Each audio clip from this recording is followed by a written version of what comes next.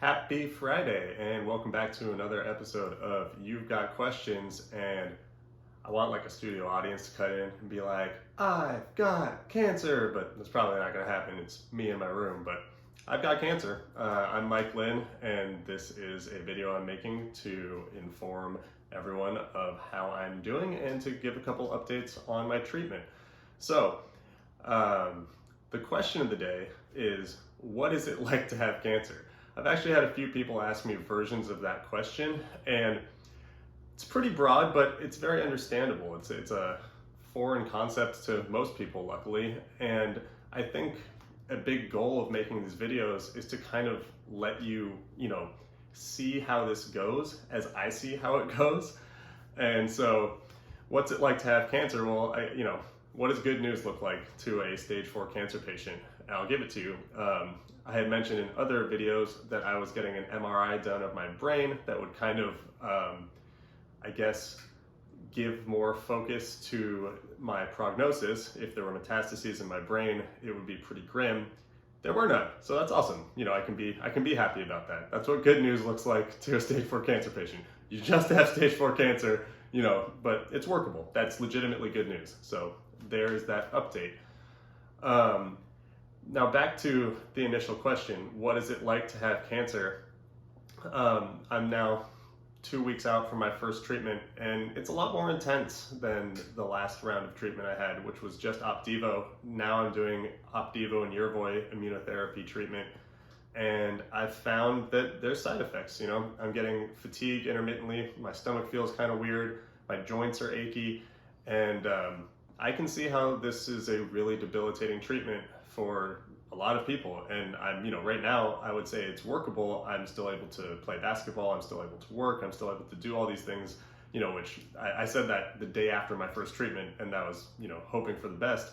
And that's still the same scenario now. I haven't run into anything excruciating, and I'm still able to carry on with my life, but I know that at any moment this could switch an autoimmune flip and it could be pretty rough. So what's it like to have cancer in that sense? It's still new territory for me. And then I was having a discussion with one of my friends, and he said a line that I've heard a lot. I can't imagine what you go through when you're waiting on these scans or hearing these prognosis, diagnosis things. Like, what goes through your head when someone tells you you have cancer? Well, the first time I was diagnosed, it was very unexpected, and the kind of ramp up from, hey, that's a weird mole on your leg, to, oh my God, we need to cut that out immediately, you need to have surgery, you have this diagnosis.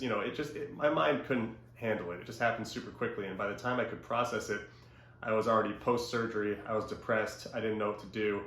This time around, unfortunately, I kind of saw it coming as my symptoms built a little bit, and I self-reported this lymph node being inflamed. I had a lot of time to ponder what it would be like if there was a recurrence, and I also could draw back to my prior experience to give me some framework for what it would mean if I was diagnosed with serious cancer again. And when I had this weird kind of thought that there's 3 outcomes that I and other cancer patients who are dealing with serious diagnoses are working with.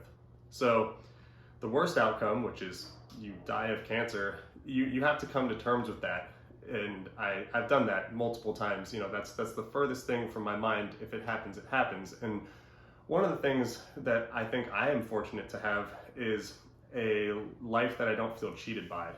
I'm 35 now, and I've generally lived a very free life. And when I say free, it means that I've been able to do the things that I want, I've been able to accomplish things that I'm proud of, and I've been able to do them on my terms. I've never felt like I was being inhibited by circumstance. I've never felt like, even when I had cancer, I never felt like it stopped me from doing anything that I wanted to do in that moment.